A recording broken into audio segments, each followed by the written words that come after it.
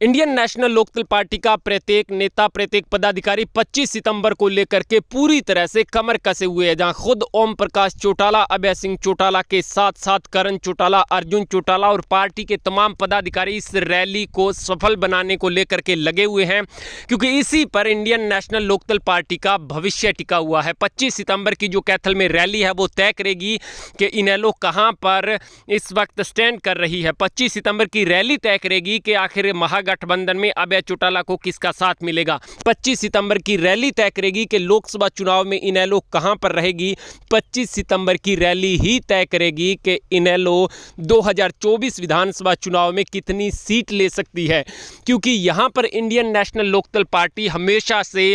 राजनीतिक रैली के हिसाब से दमखम दिखाने में अव्वल नंबर पर रही है। और यही कारण है कि जननायक जनता पार्टी पिछले 4 साल में नहीं मना पाई, लेकिन इस साल ताऊ का सम्मान दिवस समारोह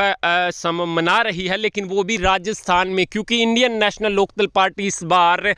हरियाणा ही नहीं पूरे देश के राजनीतिक इतिहास की सबसे बड़ी रैली करने जा रही है। और इसमें कोई अतिशयोक्ति नहीं है, जहां अभय सिंह चौटाला ने खुद कहा था कि न केवल हरियाणा बल्कि पंजाब, राजस्थान, दिल्ली और यूपी तक के कार्यकर्ता जो स्वर्गीय ताऊ देवीलाल के सपनों को साकार करने का सपना रखते थे, वो इस रैली में शिरकत करेंगे। और इस रैली के माध्यम से पूरे विपक्ष को, यानी कि सत्ता पक्ष के साथ साथ विपक्ष को भी यह मैसेज जाएगा कि जिस इनेलो को वो कमज़ोर कड़ी समझ रहे हैं, जिस इनेलो के पास कोई सांसद नहीं है, जिस इनेलो के पास केवल एकमात्र विधायक है, वो यह सोच रहे हैं कि इससे क्या फ़ायदा होगा।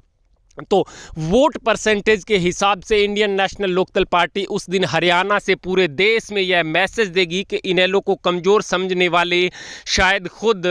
कमज़ोर हैं। और ऐसा इसलिए है कि इनेलो उस रैली के माध्यम से पूरे देश और इंडिया महागठबंधन को यह संदेश दे देगा कि ओम प्रकाश चौटाला का जलवा अभी बरकरार है, और जिसको लेकर के लोकसभा चुनाव 2024 और विधानसभा चुनाव 2024 हरियाणा में इनेलो अकेले अपने दम पर लड़ सकती है। भले ही पीछे की जो परिस्थितियां रही हों उनका आकलन करना ज़रूरी है, लेकिन उससे भी पीछे की परिस्थितियां रही हैं जब इनेलो ने सरकार बनाई है, सत्ता में रही है। तो यानी कुल मिलाकर के सबसे बड़ा खेला यही है कि 25 सितंबर को इंडियन नेशनल लोकदल पार्टी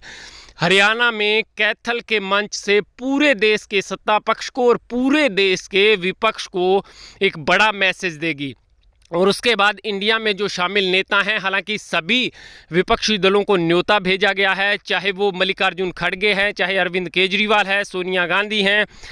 तमाम नेताओं को न्योता भेजा गया है। अब कौन कौन आता है वो उस दिन तय होगा, लेकिन एक बात तय है कि क्या हरियाणा कांग्रेस के नेता भी यहाँ पर पहुँचेंगे या फिर हाईकमान की तरफ से किसकी ड्यूटी लगाई जाएगी या कोई नहीं आएगा। लेकिन इस रैली के बाद हरियाणा की राजनीतिक सियासत में एक बड़ा परिवर्तन होने जा रहा है, इसमें कोई अतिशयोक्ति नहीं है।